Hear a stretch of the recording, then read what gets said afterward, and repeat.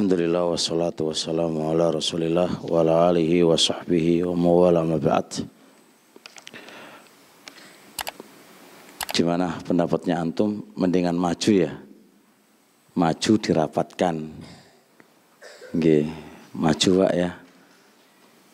Nah, rapat biar setannya enggak akeh.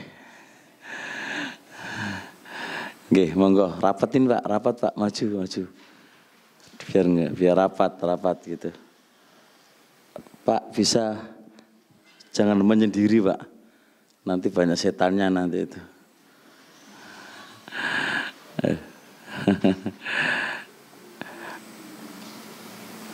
Kalau itu ada dalilnya.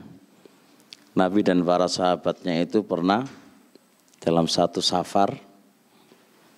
Terus Nabi itu sebagian mereka itu ada yang beristirahat di sini, ada yang beristirahat di sana,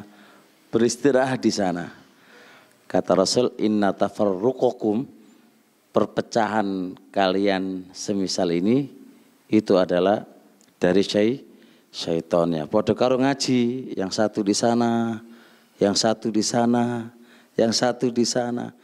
Ini ada apa ini? Nah, ya kan? Kenapa tidak bersatu? Nah, itu bisa jadi bagian dari syaitan, bagian dari syaitan. Ada di belakang, sak grup di sana, grup di sini sendiri, grup di sana sendiri. Ini ya. Ini satu. Yang kedua, adab majelis ilmu tidak semisal itu. Yang butuh dihargai bukan ustadznya, tapi apa? Ilmu yang butuh dihargai. Ilmu itu butuh dihargai. Ilmu itu saat manusia menjadikan dia itu berharga, maka ilmu itu akan menjadi berharga. Di masa salaf dulu, ilmu itu amat berharga. Berharga. Karena amat berharga, maka ilmu itu menjadi mulia. Pertanyaannya sekarang, uang kertas, kenapa kertas biasa tidak berharga, tapi kertas uang itu berharga? Kenapa? Nah, karena orang menjadikan dia itu sesuatu yang berharga, maka menjadilah dia itu berharga. Ini satu. Yang kedua, mohon maaf, ada belajar HP dinonaktifkan, kecuali kalau untuk nulis. Jangan dibiasakan ustadznya bicara, HP di mainan HP. Rasulullah ini Syekh, ini adab di dalam berbicara aja, ini ada adab dalam berbicara itu. Gak boleh kita berbicara, Anda lihat HP, itu gak adab. Contoh kita ngobrol berbicara ini, masa orang ngajak antum bicara, kita main HP, ini kurang adab. HP-nya diletakkan dulu, Anda bicara, itu sama teman. Bagaimana dengan orang yang lebih tua dari kita, bagaimana dengan orang tua kita, bagaimana dengan orang yang pas belajar ilmu agama. Maka adab-adab yang semisal ini harus diperhatikan, sebab ilmu itu akan menjadikan barokah bagi yang menuntutnya, manakala saat menuntutnya itu dia beradab kepadanya. Perhatikan bahasa saya, ilmu itu akan menjadikan barokah bagi dia manakala saat dia mengambil ilmu itu melalui prosedurnya. Dan prosedur dalam mengambil ilmu itu adalah ada adab-adabnya. Ada adab-adabnya. Saya punya buku, saya kasih judul Langkah-langkah menjadi para ulama. Kenapa para ulama dulu menjadi ulama? Pasti ada langkah-langkahnya kan. Nah langkah-langkahnya apa? Adalah pas mencari ilmu itu ada adab-adabnya. Ada adab-adabnya. Nah mungkin kita semuanya, teman-teman semuanya belajar sekian lama tapi ilmu kita gak pernah menambah takut kepada Allah Subhanahu wa Ta'ala dan gak menambah kepada kita tambah merasa bodoh. Itu berarti ada masalah dong. Sebagaimana kita datang ke dokter, berobat ke dokter, sudah biaya besar, tapi kok gak tambah? Gak tambah mendingan ya, gak tambah sembuh. Berarti kan ada masalah nih. Ima resepnya salah, wa ima resepnya benar, cuma kita tidak sesuai dengan aturan dokter atau badan kita tidak menerima obat tadi. Sehingga obat itu tidak memberikan efek, memberikan apa? Pengaruh terhadap badan kita. Ayo teman-teman semuanya, masa sekarang ini harus masa kita itu jangan kok kelas SD aja, belajar dari dulu kok masih kelas SD aja. Mustami walaupun kita bukan di pesantren, tapi kita harus mulai sekarang ini belajarnya harus meningkat. Per tahun itu paling enggak ya kelas 1 naik kelas 2 naik kelas 3. Jangan belajar 10 tahun, saya kelas 1 aja. Ya kan? Masa kapan naiknya? Artinya naik dalam kualitas keilmuan kita. Kualitas keilmuan kita. Nah gimana caranya? Makanya kata Imam Syaukani rahimahullah ta'ala, ilmu itu enggak akan bisa diraih kecuali satu. Ustadz yang mengajarkannya berkualitas. Kedua, Anda cerdas. Ketiga, cara Anda mengambil ilmu tepat. Ustadznya berkualitas, anaknya cerdas, cara mengambil ilmu tidak tepat, caranya enggak benar, ya tidak bisa Anda menjadi ahlul ilmi. Contoh sekarang, mohon maaf, kita belak-belakan aja Pak ya. Sekarang saya ngajar di mana-mana ini, rata-rata teman-teman belajarnya ini sepenting hadir. Bagus sepenting hadir, bagus Pak. Tapi seharusnya kita harus dapat nilai plus. Hadir oleh pahala plus mencatat apa yang kita mau dapatkan. Nah kalau ini cara supaya kita berkualitas di dalam mencari ilmu berarti apa? Bawa buku, bawa pena dari rumah, berniat mencari wajahnya Allah. Ya Allah, aku niat mau ke masjid Imam Syafi'i untuk mengangkat kebodohanku dengan cara belajar. Coba dengan kayak gitu, mungkin ini termasuk cara kita. Walaupun kita nggak di pondok, tapi kita ngaji kupingan, ngaji di luar pondok, tapi berkualitas gitu loh, Nah dicatat, setelah dicatat dimurojaai. Jangan murojaah HP aja di murojaai HP. Ya kan? Dimurojaai, dilihat tadi saya baca apa. Per 1 bulan lah antum melihat kajian ini, kajian apa kemarin, diulang lagi, dibaca. Nah ini cara belajar biar berkualitas. Gitu loh. Ini makanya bilang ustadznya berkualitas, antum semuanya juga berkualitas. Cara belajarnya enggak tepat, enggak jadi berkualitas. Nah kalau model belajar kita sekedar datang, tidak membawa pena dan membawa buku, sampai 20 tahun pun kita tidak akan maju. Bukan berarti kita tidak dapat ilmu. Dapat ilmu, bukan begitu. Bukan berarti kita nggak dapat pahala, oleh pahala. Dan itu bagus, tapi ada yang lebih bagus lagi. Nah berarti ini gimana? Saya cuma membangun kedewasaan kita aja. Saya cuma membangun kedewasaan. Saya bukan mengkritiki antum, bukan. Cuma saya membangun kedewasaan kita. Sekarang anak ingin tanya antum. Pantas enggak Anda sebagai orang tua, anak Anda sekolah di SD, enggak bawa tas, enggak bawa pena, bawa orang saja. Pantas apa enggak? Hah? Pantas apa enggak? Taib. Pertanyaan saya adalah, kira-kira kalau dia sekolah bawa buku dan bawa pena, kira-kira ilmu itu masuk enggak ke anak jenengan? Belum mesti masuk Pak, soalnya GSD.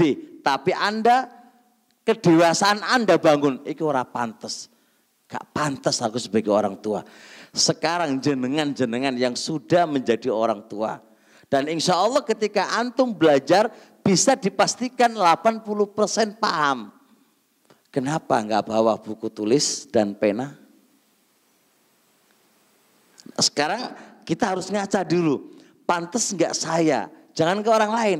Kira-kira aku ngaji model kayak gini ki pantes apa ora? Nah, kalau enggak pantes berarti ayo dirubah. Kalau pantes gimana monggo. Oh jadi pantes ya ora apa-apa gitu loh. Paham nggih? Nah, ini usulan teman-teman semuanya, bukan kritikan, bukan kritikan. Jangan gagal paham.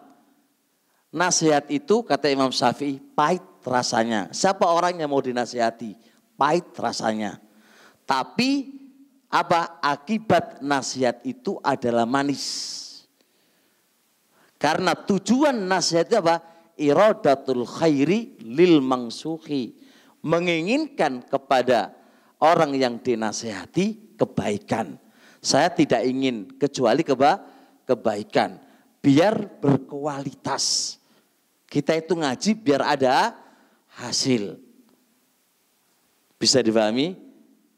Jelas gak? Sekarang jenengan. Kata Imam Syafi'i rahimahullah ta'ala. Orang belajar ngaji. Belajar Alkitab was sunnah. Tidak membawa pena dan enggak bawa buku.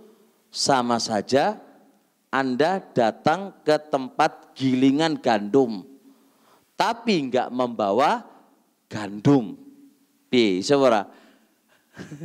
Pingin nyelepkan gandum. Ngerti nyelep ora? Mau nyelepkan gandum, Anda berangkat ke tempat gilingan. Loh, endi gandume? Ya ora ono sendi selep waktu enggak bawa gandumnya. Imam Syafi'i berkata lagi, seseorang yang belajar enggak bawa pena dan enggak bawa buku, sebagaimana dia sudah berburu. Ketika berburu capek-capek, dapat buruannya. Setelah dapat buruannya, diapain dia? Dilepas lagi. Wis cuapek berburu, dapat binatang buruannya, dilepas lagi. Sama saja jenengan, wis capek-capek dari rumah, wis tidak melihat anak istri dan tidak nyinauni anak istri dan harusnya jalan-jalan sama istri, itu sama tinggalkan semuanya demi apa? Mencari ilmu. Datang di tempat ilmu, dapat buruan buahnya itu, buruannya buahnya itu 1,5 jam dapat buruan buahnya banget. Setelah itu jenengan lepas lagi. Buktikan. Setelah selesai taklim, jenengan ditanya. Bisa jawab. Nah, bisa dipahami logikanya, pantes enggak saya sudah dapat buruan yang banyak, terus tak lepas lagi. Wis, jenengan padha karo pergi ke laut, tujuannya jala ikan. Sudah di tengah-tengah laut, ngeluarkan bensin atau solar untuk apa itu? Perahu di tengah laut, waduh, enggak membawa jaring dan enggak membawa jala. Pek ngapain? Melihat aja. Melihat, oke, melihat tak. Bagus melihat pemandangannya. Tapi tujuan antum apa? Cari ikan. Jenengan pulang ditanya sama istri jenengan, "Endi oleh iwake?" Ora oleh iwak. Nah, lapo gak oleh iwak? Lah aku gak nggawa jala dan gak nggawa pancing. Jare bojone, "Wong blenger awakmu iku." Tau blenger gak? Wong pengen mancing kok orang nggo pengen ndelek iwak kok orang nggawa jala lan orang nggawa pancing. Yakin bojo sampeyan wong blenger awakmu iku. Tapi anehnya, alhamdulillahnya istri kita nggak pernah nanya pas setelah taklim. Coba kalau ditanya, awakmu taklim iku mau oleh opo? Dono aku, kasih tahu saya. Embuh ngaji opo iku mau? Ora dong aku mau. Istri jenengan iki blenger awakmu iku. Oh ngaji kok ora oleh opo-opo. Iku piye karepmu iku? Inggih mboten? Nah, ini bukan ngeritikin jenengan, bukan, tapi maksud kami itu ayo bisa ngaji biar apa? Biar apa Pak? Berkualitas. Biar kualitas loh. Wong jenggot-jenggot, wong salafi itu pinter-pinter gitu loh. Madu'une yuk pinter, ustate yuk nah gitu loh maksudnya itu. Ini mau mukodimah Pak ya, jangan dimasukkan hati. Engko nang jenengan bar ngene sesuk gak gelem ngaji aku. Nah, iki malah gak dewasa maneh model kaya ngene iki. Dikasih masukan mari ngono ngambeke piye? Wis gak gelem ngaji aku. Lah iki jenenge gak dewasa. Padha karo anak jenengan dikasih masukan sama ibu sama sapa? Gurune gak gelem masuk karena dikei masukan sama gurunya, gimana orang tuanya? Tetap mendorong sekolah kan. Nah kalau jenengan mendorong sekolah anak jenengan, kenapa anak jenengan kok cacilik mau?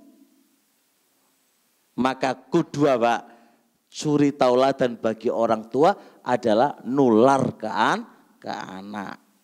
Jangan kita pinter ngandani wong tapi gak iso memperbaiki diri sendiri.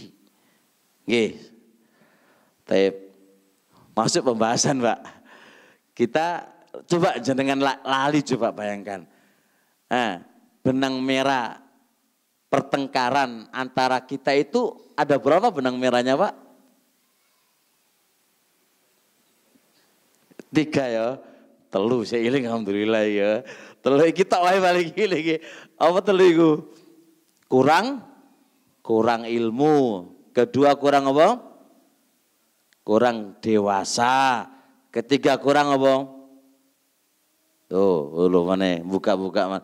Sing ana catatan sik mending iso dibuka, sing ora ana catetane. Ya ora iso buka lah, wong ora ana catetane kok ilang kabeh.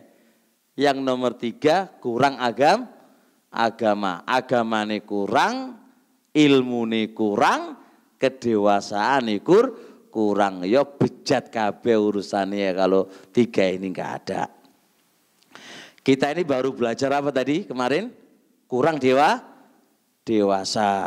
Kurang dewasa. Sekarang lagi kita pembahasan beberapa contoh kurang dewasa menyebabkan pertikaian, pertengkaran antara kita. Yaitu ada mutaghaful dari kesalahan saudara kita. Tidak taghaful, Pak. Tidak taghaful. Apa sih tidak taghaful itu? Taghaful itu bermakna apa itu? Ada 3 poin ya taghaful itu. Taghaful itu berarti artinya Anda temanmu itu salah. Teman itu salah, kita abaikan aja. Kesalahan teman itu kita abaikan. 1. Yang kedua, jangan terlalu mendetil. Jangan terlalu mendetil terhadap kesalahan-kesalahan temannya. Ketiga, jangan terlalu fokus di kekurangan teman. Ini Pak ada 3 ya. Sebab orang itu enggak bijak, orang itu kurang dewasa. Manakala setiap kesalahan itu diangkat. Setiap kekurangan itu dijadikan poin kritikan. Ini enggak dewasa, Pak. Di mana saja, mau di yayasan, mau di sekolahan, mau di pengurusan masjid. Kalau taghaful ini enggak dipakai, tengkaran, Pak. Gelutan wis. Karena masing-masing akan mencari apa? Kekurangan dari lawannya. Orang atasan cari kekurangan bawahannya. Bawahannya pun akan cari apa? Kekurangan atasannya. Gimana? Ya, kita itu sebagai manusia punya salah dan selalu terkadang salah. Selalu punya salah lah. Tapi kesalahan itu hendaknya kalau kecil ditoleransi. Kalau enggak terlalu berat itu ya ditoleransi. Jangan kok setiap salah tek. Ya, ajur, Pak. Ini sebab pertengkaran itu gara-gara terlalu fokus kepada kesalahan orang. Dalam dakwah, ustadz itu, dai itu manusia. Terkadang salah, terkadang benar. Pernah baca kitab salah sedikit aja? No, mocone salah. No, salah. Terus sopo sing moco kitab yang tidak pernah salah? Kan gitu? Nah, kalau salahnya enggak fatal, ya ditoleransi. Seorang ustadz misal contoh pernah menjawab jawaban yang salah misal contoh. Jangan salahnya benernya 100, salahnya 2, kamu angkat 2-nya. Lalu kamu jadikan tujuan untuk menjatuhkan ustadz tadi. Ini namanya tidak taghaful. Tidak taghaful.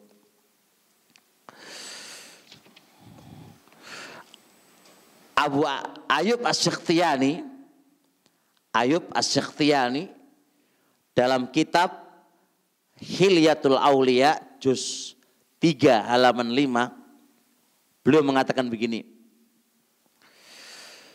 La yasudul abdu hatta yakuna fihi khoslatani al-ya'su mimma fi aidin nas wat-taghafulu amma yakunu minhum. Kata beliau, seorang hamba tidak akan menjadi mulia sampai dia memiliki 2 sifat. Kalau dia memiliki 2 sifat ini, maka hamba itu pasti mulia. Apa itu yang pertama? Al-ya'su mimma fi aidin nas. Tidak terlalu open terhadap apa yang dimiliki oleh manusia. Manusia punya apa pun enggak usah terlalu mendetil dengan kepunyaan orang. Kan kadang-kadang orang itu punya baru diselidiki. Apalagi ini, punya apa lagi ini. Kamu ngapain ngurusi urusannya orang? Biarin, mau punya ini, mau ganti HP baru kek, mau sandalnya baru, mau bajunya baru, sudah. Atau enggak usah ngurusin itu. Urusono awakmu dewe. Enggak usah ngurusin orang. Jadi al-ya'su itu tidak open terhadap apa-apa yang dimiliki oleh manusia. Openono awakmu dewi. Openi dirimu sendiri. Jangan ngopeni urusannya orang lain. Yang kedua, wattaghaful lalai dari apa-apa dari kesalahan yang ada pada manusia. Lalaikan, jangan dikritiki, jangan terlalu kayak apa? Didetilkan kesalahan orang lain. Jangan terlalu mendetil kesalahan orang lain. Sudahlah abaikan. Nah, Anda kalau memiliki dua macam ini, maka Anda termasuk orang mulia, orang agung. Dan itu bijak, Pak, dan itu dewasa. Itu dewasa. Anak kecil itu, coba lihat gimana kecil itu. Si A, anak kecil itu, Pak, ngeritik orang tuanya yang seharusnya nggak dikritik, Pak. Anak kecil namanya, ya kan. Temennya itu walaupun kesalahan, ya bukan salah, dikritik. Itu bocah cili. Ada juga orang yang wis balik, wis dewasa, tapi otaknya masih kecil. Enggak begitu orang dewasa. Orang dewasa tuh mikir, ngapain saya harus mendetilkan kesalahannya orang. Ya awakmu lo duwe salah. Coba kalau diri kamu itu didetilkan kesalahanmu oleh orang lain. Muring-muring apa ora? Muring-muring. Ya wis, Anda jangan begitu juga kepada orang lain. Ini Pak, pertengkaran gara-gara ini loh Pak. Gara-gara ini. Di antara sebab gara-gara kurang dewasa.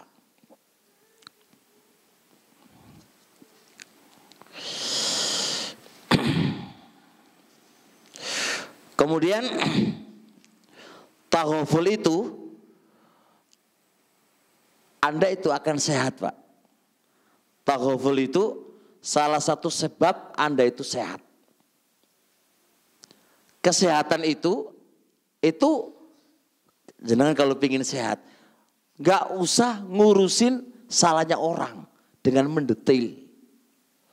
Kalau Anda mikirin itu begini, capek dewi, pikiranmu rusak. Kalau pikiranmu rusak, cepat sakit. Kata Utsman ibnu Zaidah, diriwayatkan oleh Imam Baihaqi dalam kitab Syu'abul Iman.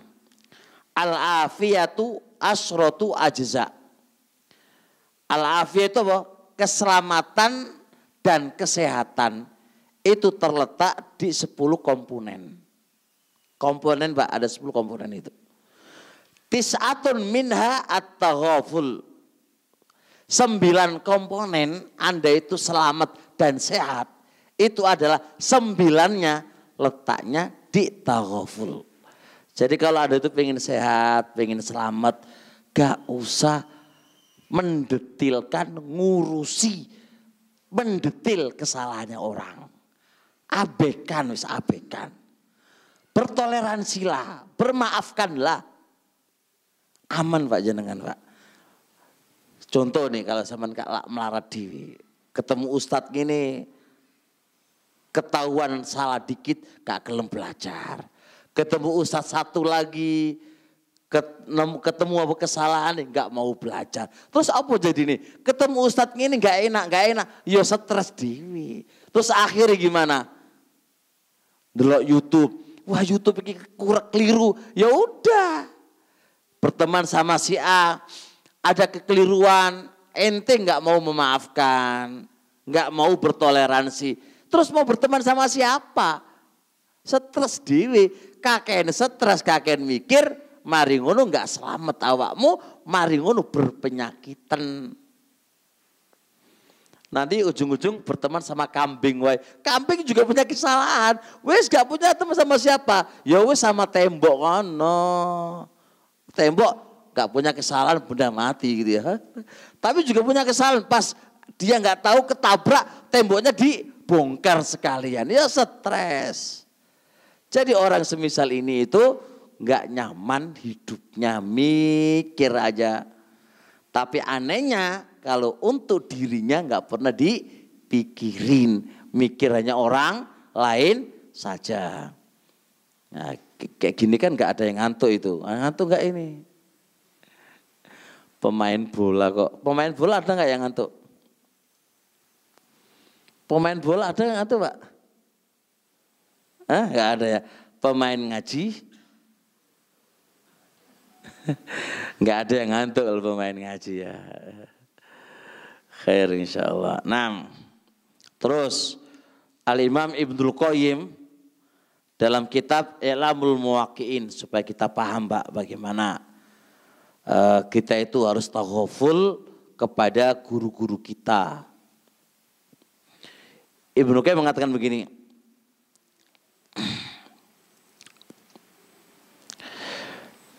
wa man lahu ilmun bisyar'i wal waqi'. Siapa orangnya yang dia memiliki ilmu tentang syariat dan ilmu tentang kenyataan. Dua ilmu ya, ilmu syariat dan ilmu lapangan. Enggak kok ngerti ilmu syariat tok, enggak ngerti ilmu lapangan. Ini dua-duanya ngerti Pak. Ada orang lapangan dan ilmu syariat. Pasti. Siapa yang memiliki ilmu syariat dan ilmu lapangan, pasti seorang laki-laki yang punya andil besar di dalam Islam, punya jasa besar di dalam Islam. Jasanya luar biasa Pak di dalam Islam. Gak usah ditanya jasanya itu Pak. Dan dia dan orang-orang Islam itu memandang dia itu punya kedudukan. Pokoknya Masya Allah, dia punya jasa ke Islam, punya kedudukan. Bahkan orang-orang Islam itu mengangkat dia seorang kiai lah wis. Mengangkat dia seorang syekh, seorang ulama. Kata beliau, pasti orang ini punya zallah, punya kekeliruan, punya kesalahan. Yang mana huwa fiha ma'dzurun, kesalahan dia itu diberi udzur. Tapi wa ma'jurun lil ijtihadi, tapi dapat pahala karena ijtihadnya. Salah tapi oleh pahala. Kenapa? Karena dia telah berijtihad lalu salah. Salah dapat udzur, salah diberi udzur. Bagaimana sikap kita terhadap seorang alim yang dia salah itu tadi, bagaimana coba lihat. Kata beliau, fala yajuzu ayyuttaba, fala yajuzu ayyuttaba fiha. Tidak boleh diikuti. Berarti kan orang oleh diikuti. Siapapun orangnya, kalau dia salah nggak bisa diikuti.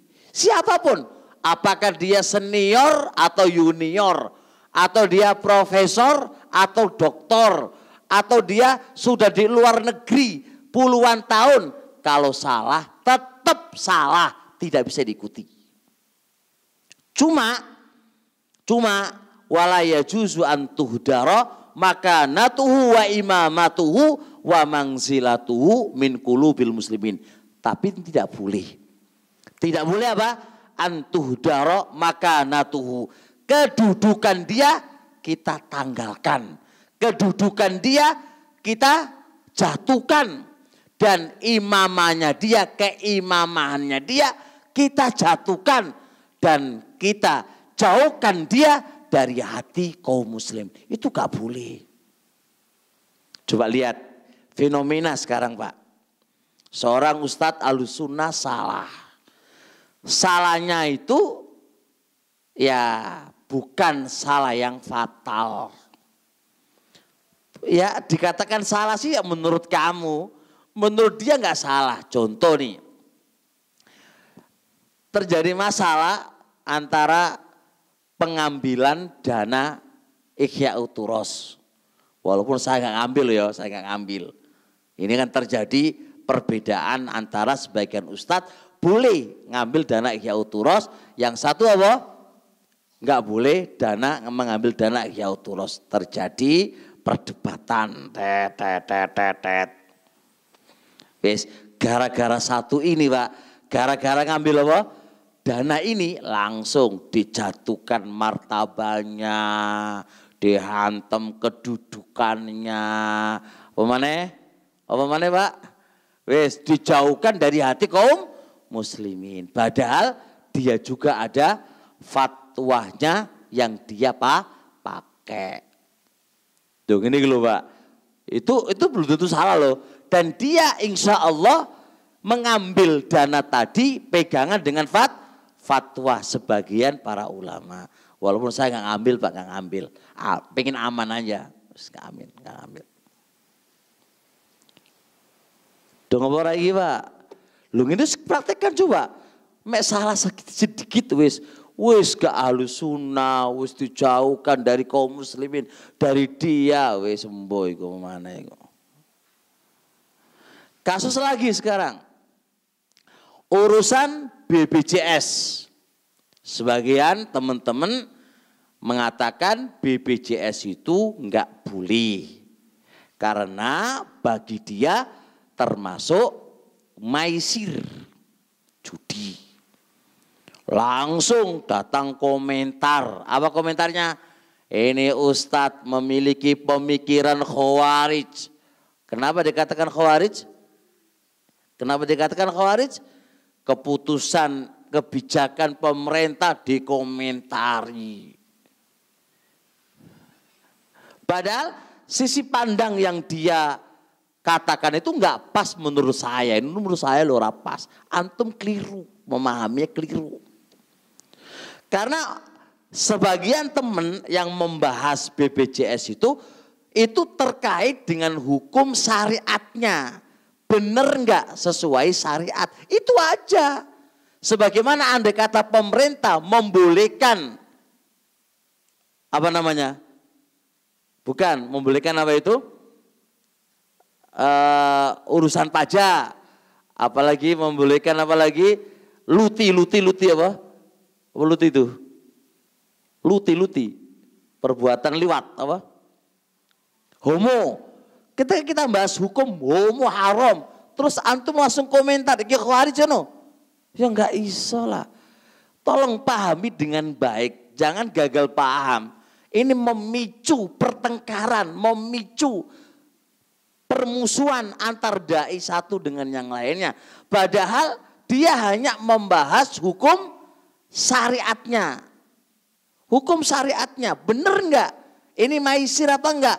Kalau itu ternyata benar-benar maisir, ya berarti la ta'ata li makhluqin fi ma'siyatil khaliq. Kan begitu aja seputar itu. Enggak iso dituduh, wah itu khawarij. Ya akhi, ini juga kegagalan paham ini. Manakala seseorang itu hukum asalnya manhaj salaf, yaitu mentaati pemimpin, gak boleh memberontak yang lainnya. Itu kan sudah secara umum dia sudah di atas manhaj salaf. Kemudian ada per poin ya. Ini kan per individu, persatuan dari poin. Gak bisa salah dalam satu poin ini menggugurkan kaidah asal, yaitu dia telah taat kepada pemerintah dan gak memberontak kepada pemerintah. Masuk gara satu dari individu dari perkara umum tadi menjatuhkan dia dari keluar dari Ahlussunnah, jatuh pada pemikiran khawarij. Gak bisa, kayak itu orang iso model gitu, gak bisa. Ini kan kembali kepada semula kurangnya ilmu membuat geger permasalahan.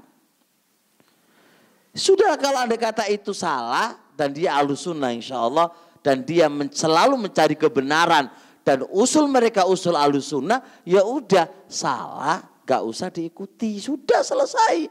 Tapi kedudukan dia, mangzila dia, jasa dia tetap berjasa pada dakwah dan pada Islam. Yang bilang siapa ini? Ibnul Qayyim rahimallahu ta'ala. Nah kita lihat lagi. Al-Imam Adz-Dzahabi dalam kitab Syiar. Lanjut Pak, ngantuk gak ini? Semangat ini ya, semangat jangan ngantuk. Taib, saya tidak nambahin Pak, hanya nerangkan ucapannya A'immah. Biar kita itu membacanya itu benar-benar ucapannya umam, ucapannya ulama kita, gitu kan. Qala Adz-Dzahabi, kata Imam Dzahabi dalam kitab Syiar, halamannya jelas Pak, juz 5 halaman 271. Kita ada halamannya semuanya. Ucapannya ya Imam di kitab mana, halamannya ada. Kata Imam Dhahabi nih, coba kita belajar Pak, ayo belajar, berpikir, cerdas lah. Masa sekarang kok cek bodoh aja, ayo cerdas. Kata beliau, thumma innal kabiro min a'immatil ilmi. Berarti kan kemudian ulama-ulama besar dari a'immatul ilmi, pemimpin-pemimpin agama. Berarti kan nih. Satu, catat Pak, satu. Idza katsura shawabuhu. Banyak benernya. Ini satu banyak benernya loh, sifatnya satu banyak benernya. Kedua, wa taharrihi wa ulima taharrihi lil haq. Dia diketahui orang yang selalu meniti kebenaran, selalu mencari kebenaran. Dua. Yang ketiga, wattasa'a ilmuhu, luas ilmunya. Tiga. Yang keempat, wa dhahara dzakauhu, nampak kecerdasannya. Yang kelima, wa urifa salahuhu wa wara'u wattiba'u, dia terkenal soleh, solah kesolahannya, terkenal waroknya dan mengikuti kebenarannya. Lihat, manakala dia salah, yaghfirulahullah, Allah mengampuni dia. Ingat lagi, wala nudzalliluhu, enggak boleh kita sesatkan dia. Wa natrahuhu, dan kita lempar dia. Wa nunsi mahasinahu, dan enggak boleh kita melupakan kebaikan-kebaikannya. Naam, iya. Wala naqtadi bihi fi bid'atihi wa khata'i. Kita enggak bakal mengikuti pada perbuatan bid'ahnya dan salahnya. Karena namanya salah tetap salah. Siapapun yang melakukannya salah tetap salah. Tapi kita wa narjulau taubata min dzalik. Kita mengharap semoga dia bisa bertobat dan Allah mengampuni dosa-dosa. Itu adab yang bagus kepada ulama-ulama kita yang memang mereka terpenuhi poin-poin tadi. Kita tidak menyesatkannya dan tidak melupakan kebaikannya, dan kita tidak mengikuti kesalahan-kesalahannya. Salah tetap salah, tapi jangan dijatuhkan. Nah ini terjadi, misal contoh malah bantah-bantahan di media loh. Untungnya apa? Kesalahannya seberapa? Banyak enggak kebenarannya itu, banyak enggak? Dan paling kita kalau salah ini, paling butuh pendekatan. Mungkin enggak tahu ilmunya. Oh, kita ini lebih banyak bodohnya daripada pinternya lah gitu. Paling kita ini salah karena bodoh, insyaallah wis. Karena bodoh. Yang namanya bodoh ya wis dikandani lah, diskusi. Didekati. Enggak kok di dunia di medsos tengkaran yang tahu semua orang tahu. Ini piye? Gitu loh, ayolah. Nyoba, jangan merasa benar sendiri. Karena kita itu asalnya bodoh tentang ilmu. Bodoh tentang manhaj yang mulia ini. Butuh tetap banyak mengkaji, menggali ilmu. Mengupdate ilmu itu penting. Mengupdate ilmu itu penting. Nah, orang gelem ngupdate ya ngono wae wis. Orang gelem mengupdate ilmu. Yang bener ya dia tahu orang duwe enggak pernah mengupdate ilmu. Yang lain salah. Syatibi dalam kitab Muwafaqat juz 5 126. Belum mengatakan apa?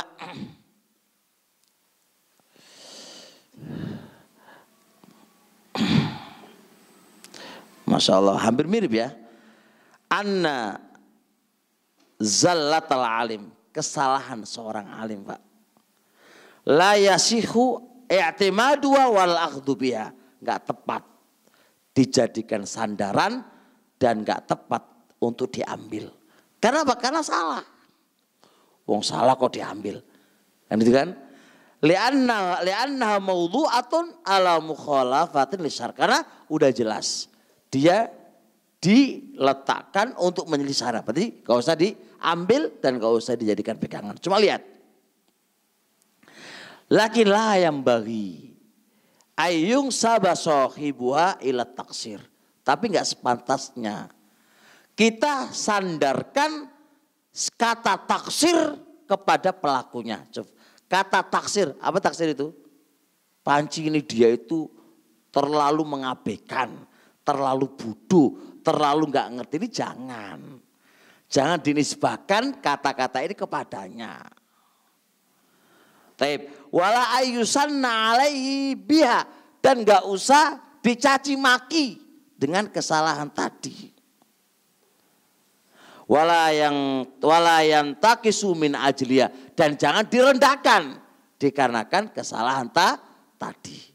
Sebab perendahan, pelecehan, menisbahkan dia itu goblok atau yang lain itu adalah apa? Khilafu ma taqtadihi rutbatu fiddin. Ini enggak layak ini kayak gini. Enggak pas. Enggak pas. Taib ya.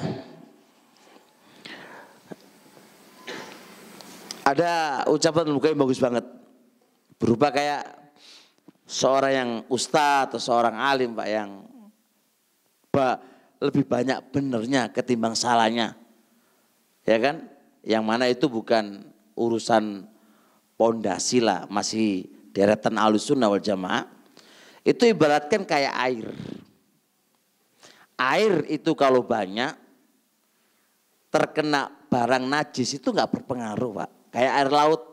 Oh, air laut ya dibuangi kotoran, dikencingnya nggak berpengaruh. Kayak kolam renang itu, ya. Orang 10 kencing nakono nggak berpengaruh.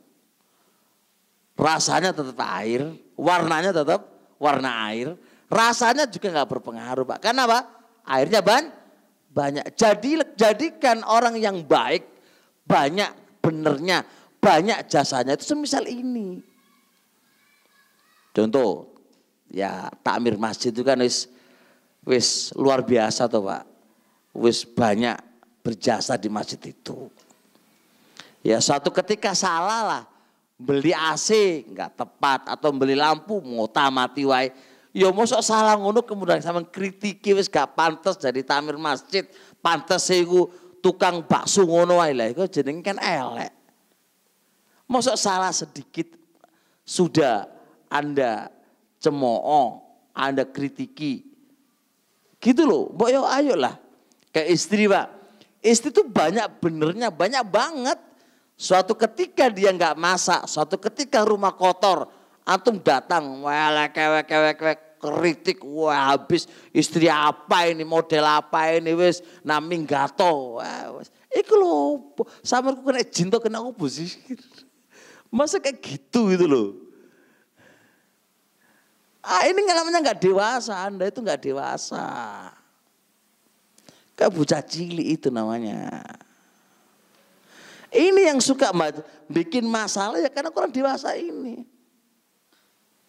Orang nggak mau ngupdate ilmu, ngupdate sama satu ustadz tok, dia tok ya, jenenge ngupdate sama satu ustadz tok ya podo wae. Ustadznya orang mengupdate ilmu, itu aja. Repot kalau gini repot. Kenapa nggak mau mengupdate ilmu di ustadz yang lain? Kalau datang dari ustadz yang lain subhat. Tapi kalau mengupdate ilmu dari ustadznya nggak subhat. Ini hulu namanya, ini hulu. Ustadzmu tuh nabi apa enggak? Kecuali kalau dia nabi nggak mungkin ucapannya mengandung subhat kan dia nabi. Oh nabi enggak, sahabat enggak, ahlul ilmi juga enggak. Kita ini orang biasa bro. Mek iso maca kitab mbok bener salah ngono wae dhewe iki. Kita semuanya itu. Deretan ahlul ilmi itu belum nyampe. Ayolah ngupdate ilmu lah. Sinau maneh. Sinau ke ustadz yang lain. Biar enggak kamu tuh merasa bener wae. Itu ya, jelas ya, Masya Allah. Trip, udah lanjut Pak. Kedua ketiga sekarang ya. Ya lanjutlah pokoknya, bab baru. Judulnya Inna minkum munafirina anid dakwah. Termasuk tidak bijak seseorang berdakwah bikin lari orang dari dakwah. Nih, termasuk tidak bijak. Bukan termasuk tidak dewasa. Seorang dai itu bikin keruh permasalahan. Bikin apa? Bikin orang itu nggak nyaman di dalam dakwah ini. Itu namanya nggak dewasa, Pak. Nggak dewasa. Jadi harusnya kita itu merangkul orang supaya apa? Ikut ngaji. Merangkulnya tetap ada dua. Malah aku suruh ngaji lah. Ini orang malah lari dari semuanya. Lari dari dakwah. Lari dari dakwah. Lari dari ngaji. Tapi jangan diginiin. Ustadz tadi nggak dewasa. Kenapa? Nasihatin kami suruh bawa buku. Waduh, kalau itu antum katakan nggak dewasa, dewasa piye gitu kan? Ya enggak, gara-gara itu saya nggak ngaji gitu kan ya. Gara-gara itu saya nggak ngaji. Itu justru kebalik, yang nggak dewasa ya Anda. Kok dibilang nggak dewasa, terus dewasa piye? Coba lihat ya, jadi ini ada judulnya orang nggak dewasa di dalam dakwah itu justru bikin lari dari dakwah. Bikin lari dari dakwah. Karena nggak dewasa. Coba lihat. Perhatikan ucapan Nabi alaihi salatu wassalam kepada Mu'adz bin Jabal dan kepada Abu Musa al-Asy'ari.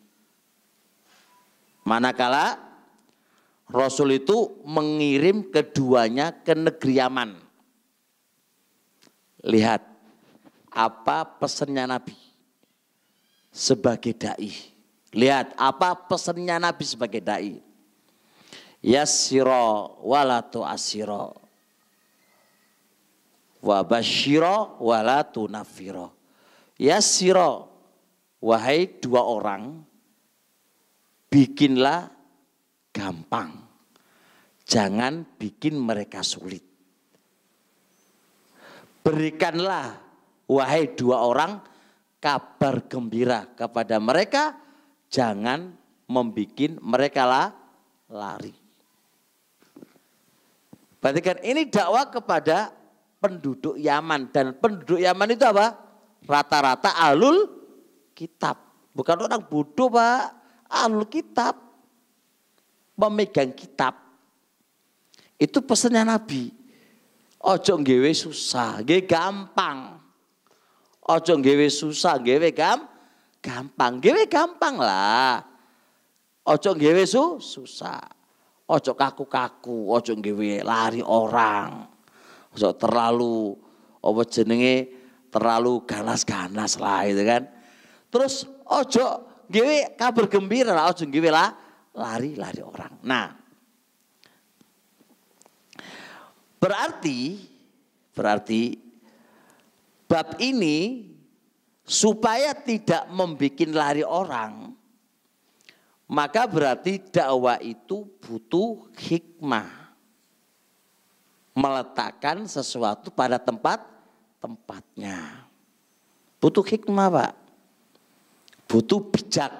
Bijak itu yang waktunya pelan, dikasih pelan. Butuh kereng ya kereng. Orang kok kereng terus saya enggak. Masing-masing ada tempatnya. Seorang dai itu di samping dia punya ilmu, di samping juga dia harus ngerti menempatkan Sesuatu itu harus pada tempatnya. Walaupun Anda punya ilmu. Tapi menempatkan sesuatu pada tempatnya itu juga butuh ilmu lagi. Dan itulah kedewasaan. Perangkulan butuh dirangkul. Wong salah itu diapakno. Dan di dalam pendidikan yang saya baca. Yang saya baca Pak ya. Sebenarnya orang salah itu teorinya pada Taufik Kilai itu yang paling nyaman itu didekati, pendekatan. Pendekatan. Waktu saya tesis kemarin itu pakai teori taksonomi Bloom. Taksonomi Bloom itu teori pendekatan. Dan itulah teori yang banyak berhasil. Baik ke anak-anak kita, baik ke pesantren, ke anak-anak didik kita, baik ke istri, baik ke jamaah. Itu pendekatan. Bahkan saya katakan lagi, saya lagi punya ceramah pendidikan di zaman now. Itu adalah paling bisa masuk ke pendidik, ke anak yang kita didik, nggak ada lain kecuali pendekatan. Jangan terlalu banyak menerapkan sanksi dan dan hukuman, tapi penerapan kedekatan itu justru lebih banyak hasil. Dan itu setelah dianalisis, nah ini. Jadi barakallahu fik, itu insya Allah tidak akan menjadi tangfir. Contoh nih sekarang. Jadi ada A nggak mau ngaji sama saya. Contohnya nggak mau ngaji kan. Nggak perlu ditahdir Pak, orang nggak mau ngaji mana. Celuk aja. Kamu nggak mau ngaji kenapa? Ada khiwar hadi, ada diskusi yang nyantai. Kan enak begitu Pak. Tapi ada orang nggak mau ngaji terus. Pokoknya gak mau ngaji lah ya. Itu jenis gak dewasa. Kan sesuatu kan ada alasannya kenapa gak mau ngaji. Diskusi. Aku salah kah? Dono aku salah tekondi. Kan enak tuh gue. Enak. Salahku di mana? Tolong dikasih tahu. Oh kita ini manusia penuh dengan salah. Kan enak Pak. Ini gak pokoknya lah. Kok pokoknya terus piye? Anda salafi enggak? Sifat seorang mukmin itu orang ngono, pemana sifatnya salafi. Apalagi antar salafi. Ayo. Kan begitu toh. Diskusi. Biar Anda enggak menjadi tangfir. Ini bikin munafir. Ojo ngaji sama si A. Itu jelek, itu antum itu enggak dewasa. Melarang orang enggak boleh ngaji. Tapi Anda nggak bisa mendatangkan sebuah argumen. Tolong deh, namanya dewasa, datangi orangnya. Ustadz, saya dapat kabar antum itu melenceng di bab ini, Ustadz. Gimana? Enak. Itu pun belum tentu bener awakmu itu, katanya lagi gitu kan. Berapa banyak orang katanya ini kan jadi sesat. Kan ngono toh, itu dewasa namanya. Itu namanya dewasa. Kalau enggak ente munafir, membuat lari orang. Sebab isu kamu diisukan. Misalnya contoh kayak isu yang menyebar di pondok saya itu ngambil barung bangun itu dana dari Ihya Uturoth. Aku kenal aja enggak gitu kan. Kenal aja enggak. Wis orangnya nyebar itu. Wis jangan belajar sama Khaliful Hadi ngambil dana Ihya Uturoth. Satu, bener enggak? Kan belum butuh ditasabut. Kalau itu bener, salahnya dari mana? Kan gitu kan. Kalau saya itu bener mengambil, salahnya dari mana? Nasihatin. Ayo diskusi. Kalau ente mendatangkan fatwa, orang lain bisa mendatangkan fatwa kan ngono toh. Kalau Anda nggak senang, ya udah untukmu nggak usah ngambil. Bagi orang yang ngambil, ya urusannya dia. Selama di lingkaran kaidah syariah. Itu jangan sampai munafir lah. Di antara bentuk tangfir, membuat lari orang dari dakwah adalah su'ul khuluq. Enggak bagusnya akhlak kita. Enggak bagus akhlak kita. Menghadapi salahnya orang itu, pokoknya kalau teman itu enggak cocok sama kita, enggak mau nyapa, enggak mau noleh, enggak mau datang tasabuh tuh enggak wis.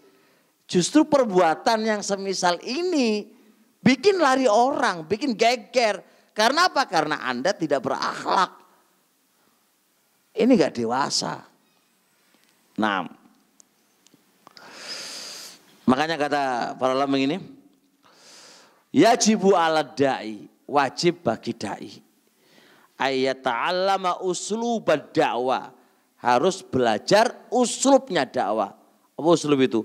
Cara menyampaikan dakwah. Belajar, tidak hanya Anda itu pinter, tapi uslubud dakwah, cara menyampaikan itu penting, wajib dipelajari. Qabla ayyadkhula hadzal maidan, sebelum Anda masuk di medan dakwah. Sebelum Anda masuk di medan dakwah, jangan sampai datangnya Anda bikin masalah. Anda tujuannya memperbaiki, justru malah merusak. Karena Anda tidak ngerti tata cara menyampaikan, tata cara menghadapi orang yang salah, tata cara nasihati orang yang salah. Contoh, jenengan salah Pak, langsung Abu Hammam di depan umum, kamu begini ya tepat. Omongan Anda benar, Abu Hammam salah, iyo. Nasihat Anda itu benar, tapi nyampaikan di depan umum itu benar apa salah? Ya kan? Enggak tepat. Gitu loh, enggak tepat. Makanya kata beliau, fada'watu ahli sunnah mabniyatun ala ta'hil qabla tashkhil.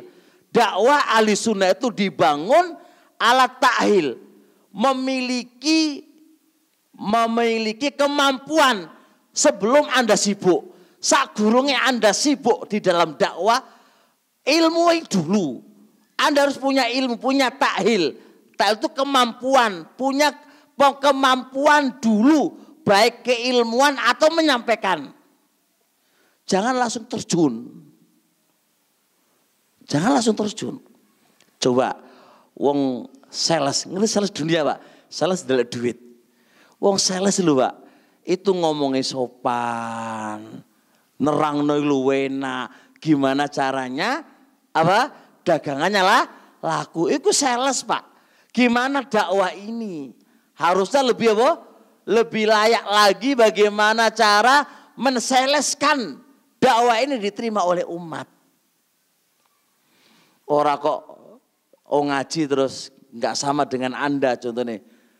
Kan ini biasa teman-teman terjadinya, ada orang umum masuk kita ngaji nggak ono jenggote. Lapo kamu matane mendelik ngono. Lah awakmu ku piye wong ora ki awam pengen ngaji. Ini gara-gara tasarruf ente, gara-gara perbuatan ente lari dari ngaji karena ente yang tidak benar. Contoh, dia datang Pak nggak disapa. Ya kayak ini tuh bolo kono, bolo kene, bolo kono, bolo kono. Terus dia punya bolo sopo? Wong dia baru awam datang.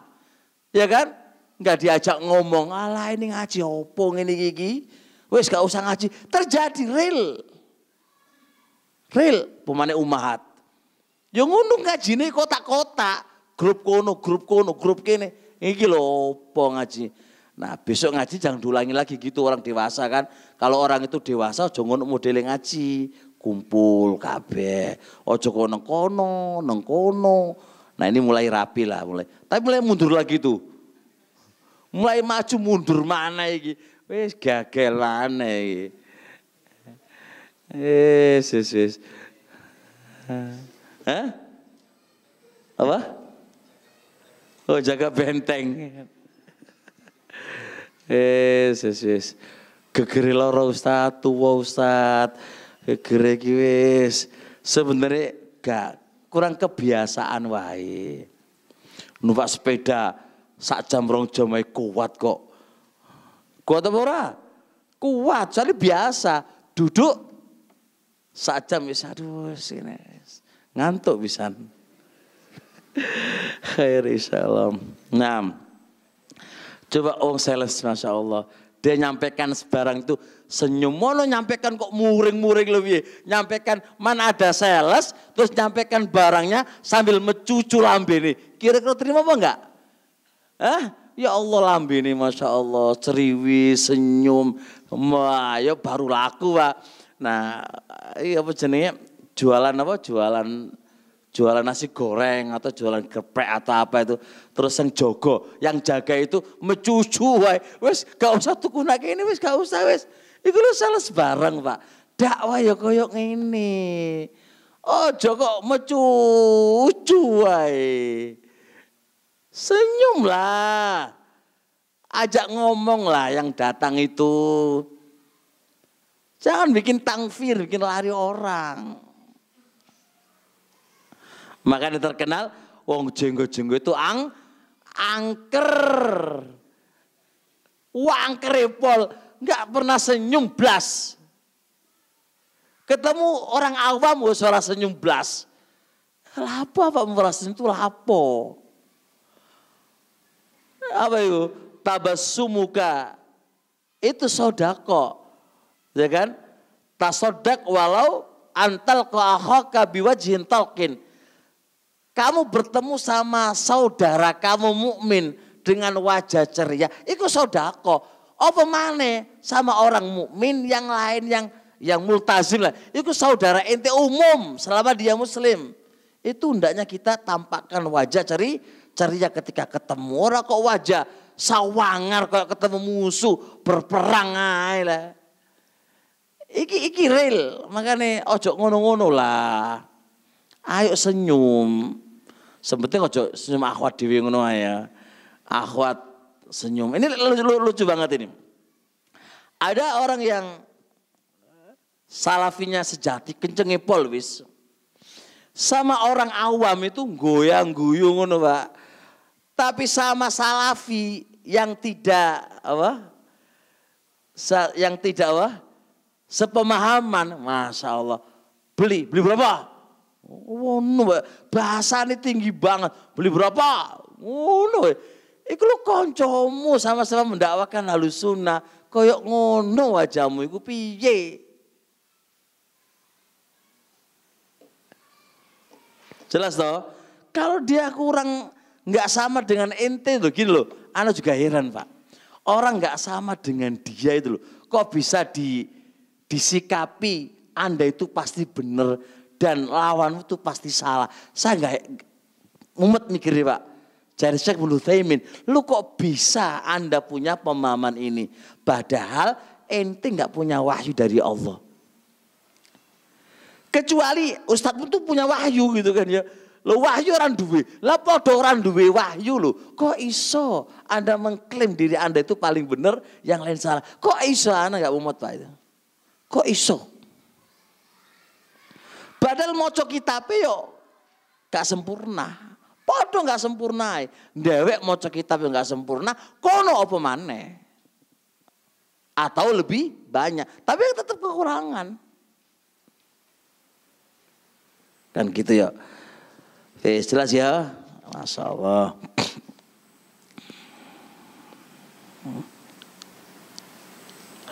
Syekh bin Bas rahimallahu ta'ala berkata, minal akhlaq allati yambaghi laka, termasuk akhlak-akhlak yang selayaknya Anda berhias dengan akhlak-akhlak tadi. Apa itu?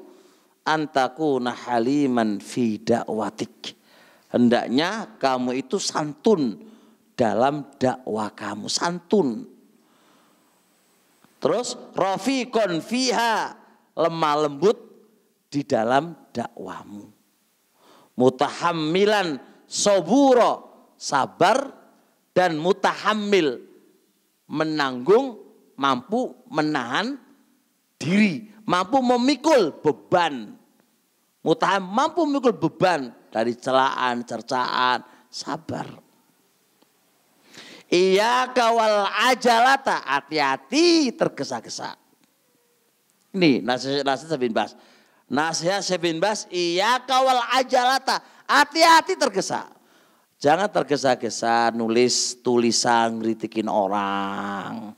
Jangan tergesa-gesa mengambil keputusan. Aku nggak mau belajar sama si A. Jangan tergesa-gesa.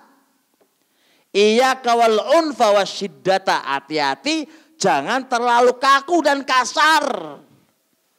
Hati-hati jangan terlalu kaku dan kasar. Kasar membuat lari orang. Kaku membuat lari orang. Bikin masalah dalam dakwah. Alaika bis sabar. Sabar. Sabar itu juga masuk ngambil keputusan. Jangan tergesa-gesa. Salahnya temanmu itu sabar. Tetap dinasehati. Tetap didatangi. Kan itu nasihatnya ulama, coba bayangkan. Masa nasihat ulama, gak bener itu saya bener. Nasihat guru saya. Gurumu dengan saya bebas itu kelas-kelas mana? Kok gak ngambil ucapan Syekh bin Baz, malah ngambil apa? Gurunya. Terus piye? Syekh bin Baz mendatangkan subhat gitu. Enggak masuk, saya enggak tahu itu gimana itu. Taib. Masih panjang Pak, cukup insya Allah ya.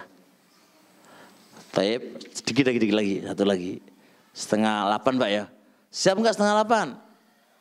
Beneran toh 7:30 ya. Ini terusnya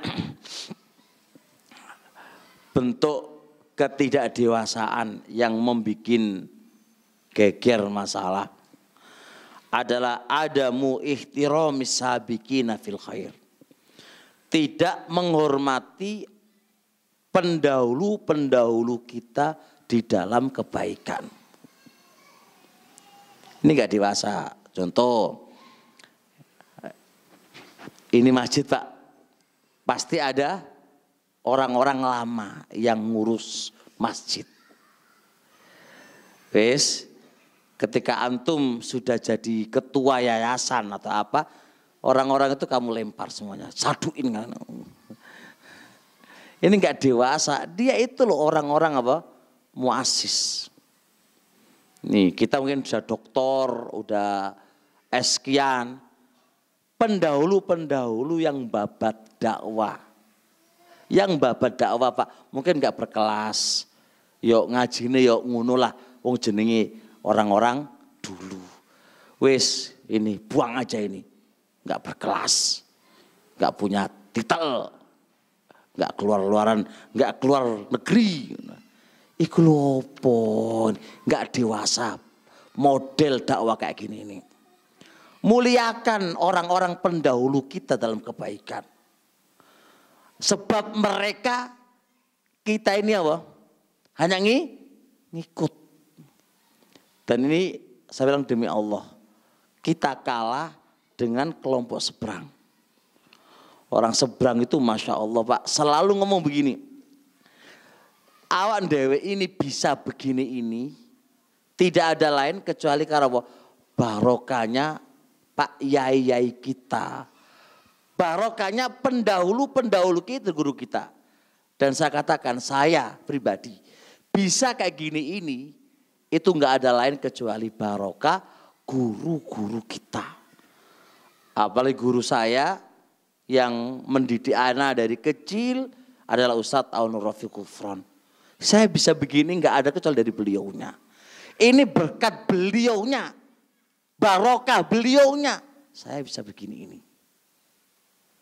Orang-orang yang sudah menancapkan kebaikan, ini gak bisa kita buang begitu aja.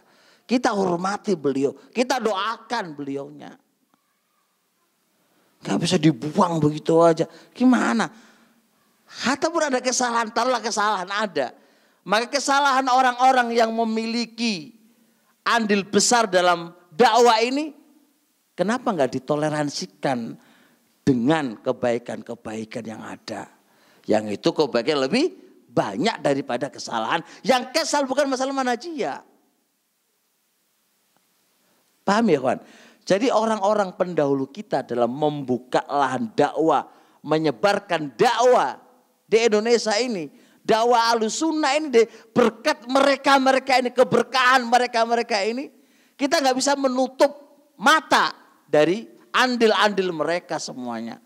Bahkan kita bisa begini, ini karena apa? Karena sebab mereka, keikhlasan mereka, berkat jeripaya mereka dan dakwah-dakwah mereka. Dulu dakwah orang-orang guru-guru kita tidak seenak dakwah kita sekarang. Dulu naik sepeda motor, kepanasan. Bahkan mungkin ngasih ke dia itu gak ada dikasihkan. Zaman dulu zaman orang-orang yang tidak banyak berduit. Tetap dakwah mereka. Keikhlasan mereka. Beda dengan kita sekarang ini. Kurang ikhlas. Tapi orang-orang dulu keikhlasan mereka. Bahkan kita bisa katakan sebab tirakat ibadah-ibadah guru-guru kita menjadikan kita sukses dengan yang semisal ini. Sebab ibadah-ibadah mereka, keikhlasan mereka menjadikan dakwah ini menjadi berkah. Saya ingat di Yaman dulu, Masya Allah. Semasa Syekh Mubil itu masih ada. Aman, maksudnya nggak ada tengkaran antara dengan yang lainnya. Ketika Syekh pergi baru muncul fitnah satu dengan satu yang lain. Sebab keberkahan beliau, adanya satu orang mewarnai dakwah seluruh negara di negeri Yaman secara khusus. Mana ada pertengkaran? Gak ada, aman, Masya Allah. Satu dengan saling ziarah, saling Masya Allah luar biasa. Setelah wafat beliau baru satu orang Pak dakwah, keikhlasan beliau, ibadah beliau, tirakat beliaunya bisa menenteramkan dakwah itu. Saya nggak tahu Pak kalau orang-orang tua-tua itu meninggal semuanya kayak apa dakwah ini. Ini belum masih ada aja gelutan anak muda ini semuanya, tengkaran ini semuanya. Ini masih ada orang-orang tua-tua kita. Gimana kalau sudah nggak ada? Maka dari situ semoga Allah Subhanahu wa taala menjaga orang-orang tua kita dan guru-guru kita semuanya, dan semoga Allah memberikan kesehatan kepada mereka, karena dakwah inilah sebab mereka, karena Allah ya, kemudian karena mereka lah dakwah ini bisa ada. Taib, kita lanjutkan besok lagi insyaallah. Adilah ini banyak banget, cukup insyaallah besok. Subhanakallahumma hamdik, asyhadu an la ilaha illa anta astaghfiruka wa atubu ilaik. Assalamualaikum warahmatullahi wabarakatuh.